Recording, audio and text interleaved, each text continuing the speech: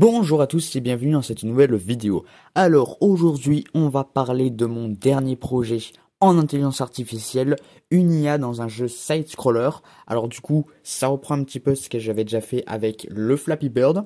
Ça reprend le projet de TechWizTeam, qui était un projet qu'il avait utilisé pour faire un petit tutoriel, comment utiliser Pygame, enfin découvrir Pygame, tout ça, à travers ce jeu. Donc voilà, j'ai repris du coup les assets, enfin c'est-à-dire tous les fichiers pour pouvoir faire le jeu, le side-scroller.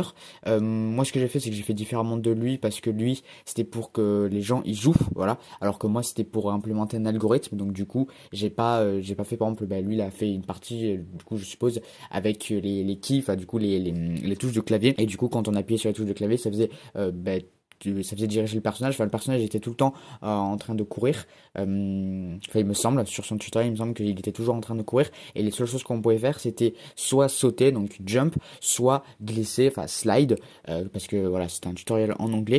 Donc du coup, on pouvait juste faire deux choses. Et il avait du coup certainement mis deux touches différentes pour pouvoir soit jump, soit sauter. Donc du coup, le principe de ce side scroller, voilà, c'est vous avez un personnage, un petit coureur. Il doit éviter des obstacles. Donc il y a deux types d'obstacles, les obstacles où ce sont des sauts, voilà, comme le film, exactement, comme le film de James Wan, où c'est des disques en fait circulaires, des disques circulaires, bah oui, c'est évidemment, parce que des disques carrés ça risque d'être compliqué, des disques qui sont des scies en fait, simplement, et il faut éviter de les toucher. Et il y a aussi des spikes, c'est-à-dire voilà, des pics en bois pointus, donc qui font mal au cul, qu'il faut éviter de toucher. Et donc pour les éviter, si vous avez des sauts, il faut sauter, parce que c'est des objets qui sont sur le sol, donc du coup il faut sauter par-dessus. Et si vous avez des objets en bois, donc les spikes, ou les pikes, je sais plus comment on dit en anglais, il faut tout simplement glisser, parce que ce sont des objets en hauteur, et c'est juste au sol où ils ne touchent pas. Voilà, donc c'est le seul moyen à chaque fois pour pouvoir les éviter. Donc si vous avez des sauts, faut sauter, c'est le seul moyen. Et si vous avez des bouts de bois, il faut slide. Voilà. Donc du coup, l'IA doit faire ça. C'est les seules possibilités qu'elle peut faire. Du coup, j'ai repris mon algorithme NIT. Enfin, mon algorithme, c'est pas moi qui l'ai fait. Alors attendez que je regarde rapidement. Alors si je me trompe pas, normalement, ça a été développé par Kane Stanley à l'université du Texas en 2002. Donc ça commence un petit peu à dater. Alors je pense pas qu'il l'a implémenté au début en Python, parce que je pense pas, enfin je sais pas en réalité. En tout cas, ce qui est sûr, c'est qu'il y a un module qui a été fait en Python, donc qui permet de simplifier pas mal de choses. Donc du coup, le principe, c'est simplement un algorithme génétique pour la génération de réseaux de neurones artificiels. Donc c'est-à-dire que vous avez votre réseau de neurones, et l'algorithme génétique va se charger de l'évoluer. Vous allez d'abord mettre les inputs et les outputs que vous voulez, et ensuite il va faire évoluer par exemple les nodes, enfin plutôt les poids des nodes. Donc je vais un petit peu récapituler, expliquer tout comment ceci fonctionne. Donc vous avez des inputs et des outputs. Les inputs vont être reliés aux outputs de manière différente, par des nodes ou des ficelles. On peut appeler ça des ficelles, enfin des liens en quelque sorte qui les relient. Et ces inputs vont activer des outputs avec un certain poids. Voilà, les nodes vont avoir un certain poids, et selon le poids, ou le weight en anglais, ça va activer d'une manière différente ces outputs. Et les outputs, du coup, c'est ce que va faire notre IA. Voilà, donc nos outputs, c'est ce que peut faire l'IA. Et les inputs, c'est en quelque sorte ce que voit l'IA. Donc du coup, dans notre cas ici, comme je l'ai dit, en parlant du jeu à la base de Team, vous pouvez soit sauter, soit slide, c'est-à-dire glisser. Donc du coup, nos possibilités pour notre IA, ça va être pareil, ça va être soit ce qu'elle peut faire, c'est sauter, soit glisser. Voilà. Donc du coup, on aura deux outputs, c'est-à-dire sauter ou glisser. Et nos inputs, c'est ce qu'elle voit. Et pour pouvoir activer si elle doit sauter ou glisser, on va tout simplement prendre en fait les coordonnées du prochain obstacle. Voilà, juste le prochain obstacle. Et selon après à la distance auquel elle est, elle va devoir sauter ou jumper si c'est un obstacle, un saut, c'est-à-dire une scie circulaire, ou un bout de bois qui est accroché en hauteur. Voilà. Et du coup, notre algorithme génétique, il va utiliser une population d'individus qui vont tester pour pouvoir essayer de faire le meilleur score, qui est évalué par la fitness function, donc c'est-à-dire la fonction qui va évaluer à combien ils sont performants, ces individus. Donc comment on évalue leur performance? Tout simplement, notre but, c'est qu'ils évitent les obstacles et qu'ils courent le plus loin possible. Voilà, donc que le temps de durée de jeu soit le plus long possible. Donc du coup, ce que j'ai paramétré pour ma fitness function, c'est-à-dire qu'ils commencent avec un score de 0, voilà leur fonction. Donc c'est différent de la fitness function, c'est un petit peu différent comme des fonctions en programmation. Voilà, c'est pas tout à fait la même chose. On l'appelle juste comme ça. Et donc cette fonction, elle démarre avec un score de 0. Tous, ils ont un score de 0. Plus il court longtemps, plus elle augmente un petit peu. Elle augmente de... alors si je ne me trompe pas, elle augmente, ouais, voilà, elle augmente de 0,1 par frame. Voilà. Donc ça augmente pas énormément s'il court, parce que ce qu'il faut qu'il fasse surtout, c'est d'éviter les obstacles. Bon, vous allez me dire, s'ils évitent pas les obstacles, ils vont pas vivre longtemps. Certes, mais au début, ils vont vivre un tout petit peu. Donc du coup, il faut déjà qu'ils augmentent un petit peu leur score au début, à la première génération, pour pas qu'ils restent à ne faire strictement rien. Bon, évidemment, ils sont forcés à courir. On n'a pas mis j'ai pas mis l'option de soit ils courent, soit ils ne courent pas. Mais voilà, comme ça au moins ça leur fait démarrer un petit peu et ça les incite à avancer un peu plus. Et ensuite, j'ai mis du coup un score très important s'ils évitent ou s'ils ils touchent un obstacle. S'ils touchent un obstacle, je leur enlève 45 points en quelque sorte sur leur fitness function. Et s'ils sautent par-dessus un obstacle, enfin qu'ils évitent un obstacle plutôt, parce qu'ils peuvent aussi slide pour éviter l'obstacle, ils prennent un score de 20. Voilà. Donc du coup c'est assez chaud parce que bah, mine de rien on peut se dire ouais mais du coup étant donné qu'ils vont perdre pas mal avec quand ils vont toucher un obstacle, du coup ça va pas mal diminuer leur fitness function, elle va être négatif. Oui, on est sur des valeurs algébriques hein, d'ailleurs, je tiens à le dire, on est sur des valeurs algébriques, ça peut être positif ou négatif, il y a aucun souci. En soi les valeurs en elles-mêmes n'ont pas une réelle importance en fait. Voilà, faut faire attention un peu à ça. Ça n'a pas une énorme importance. Bon, faut essayer quand même de prendre de bonnes valeurs. Mais après, ce que je veux dire, c'est que s'ils évitent un obstacle, ils vont quand même prendre pas mal de points, donc ils vont en prendre moins que s'ils évitaient. Mais étant donné que c'est positif, que ça va faire augmenter leur fitness function, eh ben ça va toujours être mieux quoi. Mais c'est vraiment pour bien marquer que s'ils touchent un obstacle, eh ben déjà ils meurent et quand ils meurent, bah du coup ils perdent énormément leur fonction, leur fitness function perd énormément en score. Voilà. Et en plus, ce qu'il faut savoir aussi, c'est qu'ils prennent ils prennent 0,1 point par frame. Donc, mine de rien, ça fait quand même pas mal. Hein. S'ils tiennent 2-3 secondes à raison de 60 images par seconde, bah, ça augmente pas mal, mine de rien. Donc, il n'y a aucun souci là-dessus. Et donc, du coup, on crée une génération d'individus. Voilà. Donc, ils commencent, voilà, ils jouent, tout ça, ils testent.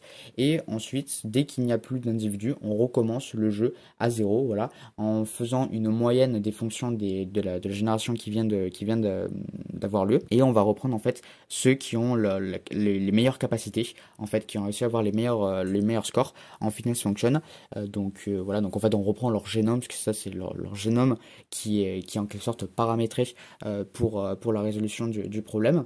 Et du coup on reprend leur génome et on recrée une population d'individus jusqu'à ce que il y en ait plus à nouveau. Et s'il en reste, on va pas la supprimer cette génération, à part si vraiment elle reste bloquée. Mais là étant donné que si elle reste vivante, ça veut dire qu'elle avance, qu'elle évite des obstacles. Donc il n'y a aucun problème du coup à la supprimer et il y a recommencer depuis le début, donc de faire une extinction, voilà, une extinction de population, il y a aucune utilité, donc du coup, on peut la laisser sans aucun problème, et ensuite on laisse tourner jusqu'à ce qu'on veut. Alors dans le paramétrage pour l'algorithme NIT, il y a quand même un paramètre, un seuil en fait pour la fitness function à mettre, un seuil de score, donc bon, le truc c'est de le mettre super élevé, comme ça au moins ça s'arrête pas quand ils atteignent le score, enfin où ils doivent mettre énormément de temps, mais par exemple là j'ai mis un score pour la fitness function, je crois, de 5000 et quelques, et il l'avait pas atteint, quoi, en fait, même s'ils augmentaient énormément, vu qu'ils évitaient beaucoup d'obstacles, ou peut-être 50 000, je crois, ouais, non, c'est plutôt 50 000 que j'ai mis.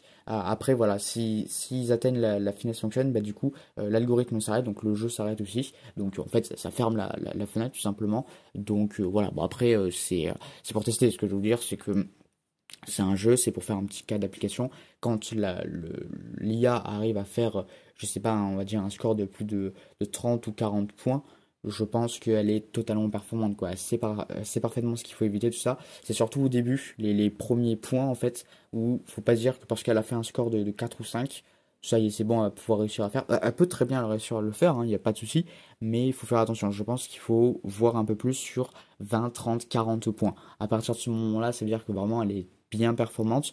Il n'y aura pas le souci comme un humain où il peut se déconcentrer, voilà, par exemple, ou quelque chose comme ça. Il y aura pas trop de problèmes à ce niveau-là. Voilà. Du coup, je pense avoir tout dit sur cette IA. Voilà, c'était bien sympa à faire, une fois de plus. Je trouvais ça assez drôle. Ce qui m'a été un petit peu compliqué, c'était de bien paramétrer les inputs. Ça a été un peu galère, ça, y a implémenté l'algorithme aussi, parce que voilà, j'ai pas trop encore l'habitude. Mais ouais, c'était un peu galère parce qu'il fallait aussi que les inputs soient bien calibrés sur le prochain obstacle. J'insiste bien sur le prochain obstacle, c'est-à-dire vraiment l'obstacle le plus proche du joueur. Parce que par exemple, voilà, il y avait un obstacle devant lui, mais il y en avait quelques autres encore derrière. Voilà. Et puis ceux qui passaient, bah, ils étaient derrière lui. Du coup, il fallait pas qu'il prenne n'importe lequel, il fallait vraiment celui qui arrivait juste devant lui. Bah, ça c'était un petit peu compliqué du coup à faire. Et ensuite, ensuite c'était plutôt bon en soi, hein, parce que voilà, il a les coordonnées du prochain obstacle, ça déclenche du coup nos outputs, et ensuite voilà, bah, faut juste calibrer les bons poids. Et ensuite bah, ce sera bon, voilà. Bah, c'est ce qu'a réussi à faire l'IA. Elle a réussi à le faire rapidement en soi, hein. C'est plutôt cool quand même, hein. Au bout de la deuxième génération, elle arrive à bien le faire. Il en reste qu'un individu, par contre. À la base, il y en avait, je sais plus combien. Il y en avait 200, voilà. Donc c'est important aussi le nombre d'individus, parce que si vous en prenez que quelques-uns, bah, comme vous pouvez le voir là, bah, ça ne fonctionne pas de la même manière, tout simplement parce qu'en fait, on va reprendre les meilleurs individus, mais les meilleurs individus, étant donné qu'il n'y a pas une énorme diversification, on va pas pouvoir avoir énormément de tests différents. Et quand on va arriver à la fin de la population, quand c'est-à-dire tous les individus seront morts, et quand on va reprendre les meilleurs individus, ben, ils n'auront pas énormément bien avancé, étant donné qu'il va y avoir un manque de diversification dans le génome, et bah ça va pas bien avancer. Voilà, c'est comme les humains en fait, ou les êtres vivants. Il faut qu'il y ait une diversification dans la population pour pouvoir réussir à bien avancer. Alors du coup, ce qu'on pourrait essayer de faire, c'est faire des mutations, augmenter le taux de chance de mutation, mais c'est pas non plus une super bonne idée en fait. Voilà, et c'est un peu plus compliqué à gérer. Voilà, donc il faut bien prendre en compte les inputs et les outputs qu'on va faire. Bon, les outputs en soi, c'est pas super compliqué parce que c'est nous qui disons, bon ben voilà, je veux que l'IA puisse faire soit ça ou soit ça ou soit ça, enfin ce qu'on veut quoi. Les inputs, c'est un peu plus délicat à gérer. J'aurais pu en prendre d'autres, j'aurais pu prendre, je sais pas, par exemple la position du joueur, ça aurait pu être un truc à faire ou autre chose, je sais pas. Ça aurait pu être meilleur, mais honnêtement, étant donné qu'à la deuxième génération, j'obtiens des scores enfin totalement ouf quoi. Enfin après peut-être que si j'étais monté jusqu'au score 500 ou 600, peut-être que j'aurais pas eu l'IA qui aurait fonctionné, mais la génération d'après c'est sûr que ça aurait fonctionné. Donc franchement, il y a pas de problème. Voilà, et après, il faut juste penser à mettre un certain nombre d'individus, quand même pas juste quelques-uns, pour pouvoir avoir une diversification dans la population et dans la diversification du coup des génomes. Et au moins, du coup, ça permet d'améliorer plus vite. Mais après, peut-être que en prenant juste un ou deux, enfin, en prenant une population de juste deux individus, ça peut fonctionner. Mais le problème, c'est que pour avoir testé, bah, on arrive à la 50e génération, voire un peu plus, et ça a même pas réussi à faire un score de 1. Voilà. Donc, c'est important. C'est important de prendre en compte ce paramètre. Après, un autre paramètre qui peut être un peu intéressant, c'est la fonction d'activation des outputs aussi. Euh, ça peut être pas mal aussi. Mais après, étant donné que je garde toujours la même, je sais pas si vraiment ça a une énorme importance. Voilà. Bon, après, ce sera à tester peut-être dans d'autres cas. Donc, ouais, à l'avenir, ce serait d'essayer d'autres cas de jeu pour l'instant. Parce que les jeux, je trouve que c'est un cas où il faut pas mal réfléchir, mais on a déjà un bon background, je trouve. C'est pas comme quand on doit l'appliquer je sais pas, dans un problème scientifique, par exemple, ou dans un truc, je sais pas, j'ai pensé une fois, par exemple, à un problème géométrique, c'est-à-dire utiliser, par exemple, l'algorithme NIT ou autre chose pour pouvoir dessiner un cercle. Voilà.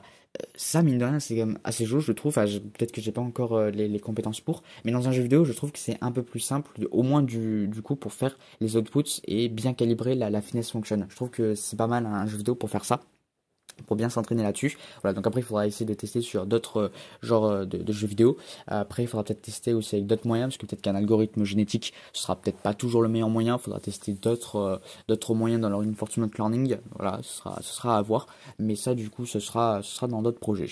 Voilà, du coup je pense vous avoir tout dit. Sur ce, bah, à une prochaine, voilà, pour une prochaine IA ou pour un prochain projet. Je vais en faire d'autres, évidemment. C'est super cool, je trouve, à faire. Et moi, sur ce, je vous dis, portez-vous bien. Il y a une prochaine. Salut!